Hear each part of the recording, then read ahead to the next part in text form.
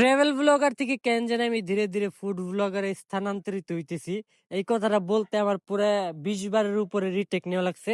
তো hello everyone, আসসালামু আলাইকুম। কেমন আছেন আপনারা সবাই? আশা করি অনেক বেশি ভালো আছেন। আমি আলহামদুলিল্লাহ অনেক বেশি ভালো আছি। তো আগে অনেক ঘোরাঘুরি করতে ভালো লাগতো, এখন অনেক বেশি ঘোরাঘুরি করতে ভালো লাগে। কিন্তু সময় আর টাকার অভাবে না পারি ঘোরাঘুরি করতে, আর না পারি রেগুলার ভিডিও দিতে। তারপরও যেখানে মানে যেখানে যেখানে যাই, যা খাই, টুকটাক ভিডিও করে আপনার সাথে শেয়ার করার চেষ্টা করি। প্রতিদিন একটা করে ভিডিও ছাড়তে চাই, বাট প্রত্যেকদিন ভিডিও করা সম্ভব হয়ে ওঠে না। এখন আমার বাসায় যেহেতু কাজ চলতেছে, তারপর আমি চেষ্টা করি প্রতিদিন ভিডিও দেওয়ার জন্য। আশা করি ভিডিওগুলো আপনাদের কাছে ভালো লাগে। আর ভিডিও যদি ভালো লাগে অবশ্যই একটা লাইক একটা কমেন্ট করে জানাইতে পারেন। তো ব্যাক টু দ্য ভিডিও। সন্ধ্যার পরে বাসার সব কাম কাজ একদম অল ক্লিয়ার কইরা, মানে গেছে সকালে, মানে গেছে কালকে সকালে দিকে যা রান্না বাড়া করছিলাম তা তো খাওয়ানো শেষ। এখন রাতের দিকে অল্প কিছু খিচুড়ি আসলো, যেটা নাকি আমি সকালে রান্না করছিলাম। তো ওই খিচুড়ি দিয়ে এখন যা মাংস আসলো, মাংস আমি খিচুড়ি থেকে আগেতেই মানে বাইসে বাইসে সবগুলো খেয়ে ফেলাই দিছি। তো খিচুড়িতে কোনো মাংস আসল না। তো ভাবলাম আমার যেটা একটা মানে যেটা আমি সবসময় করে থাকি, মাংস ফ্রিজ থেকে বাইর করে নিলাম। তারপর ভালো মশলা, আদা রসুনের পেস্ট, তারপর যত ধরনের মশলা আসলো সবগুলো দিয়ে ভালো মতন ম্যারিনেট করার পরে কিছুক্ষণ রেখে দিলাম। তারপরে সরিষার তেল কড়াইতে দিয়ে একদম কড়াই একদম তাপান্ত গরম কইরা তারপরে মাংসগুলো ছেড়ে দিছি।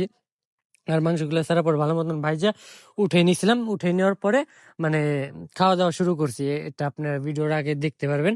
আর আপনারা অনেকেই মানে ভিডিও দেখেন বাট কমেন্ট করেন না, এটা আমার অনেক বেশি খারাপ লাগে। কারণ এত কষ্ট করে ভিডিও করি, ভিডিওতে কমেন্ট না দেখলে বাদে ভালো লাগে না। যে ভিডিও ভালো লাগে তাহলে অবশ্যই একটা কমেন্ট করতে পারেন।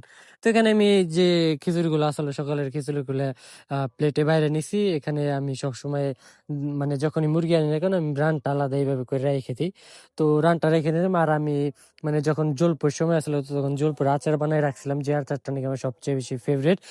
খিচুড়ির সাথে জলপাইয়ের আচার বা অন্য কোনো আমের আচার না হইলে পারে মানে খিচুড়ি আমার কাছে একদমই ভালো লাগে না। তো এটা নিয়ে নিয়েছিলাম। তো এখানে আমি খাইতেছিলাম রুমে এসে বসে। আর আমার চুলের অবস্থা এত বেশি খারাপ হয়ে গেছে যেটা ভাই বলার মতন না।